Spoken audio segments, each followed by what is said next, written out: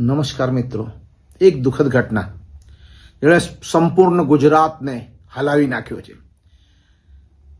નિર્ભયા કાંડ જેવો ને જેવો કાંડ.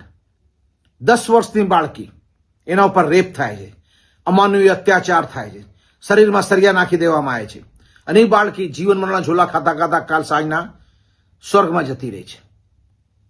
આવા ખરાબ કૃત્યના બાદ પણ રાજ્ય સરકાર જાગતી નથી.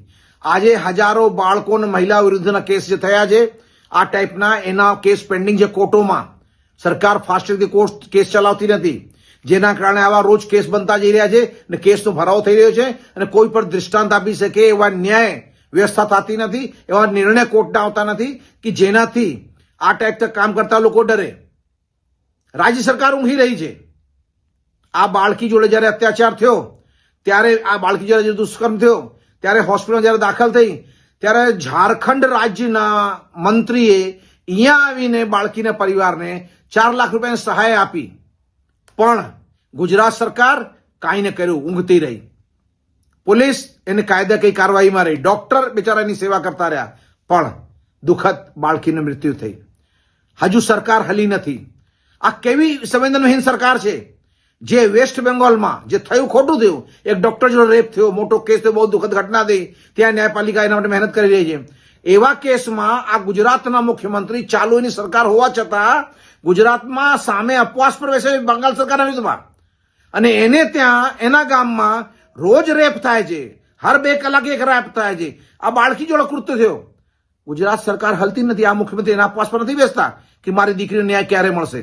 શરમજનક છે મુખ્યમંત્રી શ્રી, શરમજનક છે. તમારા બારેમાં મને હું વખાણ કરું, એક સારો માણસ છે, મારા દુઃખની વાત છે તમે આ કેસમાં કાંઈ કરતા નથી. ગૃહમંત્રી ટપોરી જેવી ભાષા લઈને ફરતા ગૃહમંત્રી કેમ કાંઈ કરતા નથી? કેમ નિર્ણય લેતા નથી? કેમ ફાસ્ટ ટ્રેક 15 થી 20 દિવસમાં તમે અમને ફાંસીને માછી નથી ચડાવતા આરોપીઓને? ખાલી વાર્તાઓ. ગુજરાત અને ગુજરાતીઓ, હવે તમને ન્યાય નહીં મળે. તમને ન્યાય જોતો હોય તો આપણે સરકાર સામે લડવું પડશે, મળીને બધાને. બાળકી ન્યાય આપવા માટે લડવું પડશે. હું આ બધાને હાથ જોડી વિનંતી કરું છું કે હમણાં નહીં જાગો ને તો કાલ એક ગરીબ ઘરના પરિવારમાં આવું થયું, કાલ બીજા કોઈના ઘરમાં થશે, ત્યારે તમે મું બંધ કરી નહીં બેઠો. નહીં ફરતો તો કોઈક દિવસ તમારા ઘરે થશે, ત્યારે તમે મું બંધ કરી નહીં બેસી શકશો. એટલે જાગવાનો સમય છે, સરકારે જગાડવાનો સમય છે, બાળકીને ન્યાય આપવાનો સમય છે. અને આ ઊંઘતી ઝૂકતી સરકાર, ઊંઘતી અને દબી ખબર નહીં ક્યાં પ્રેશર દાબેલી સરકારને હલાવીને જગાડવું પડશે. કારણ કે 156 સીટો આપવા પછી પણ એટલી બેદરકાર થઈ ગઈ છે સરકાર, એને લાગે છે કે લોકો તો મત આપીને આપણે જીતતા રહેશું અને આપણે બધા સહન કરતા રહેશું. જય હિન્દ.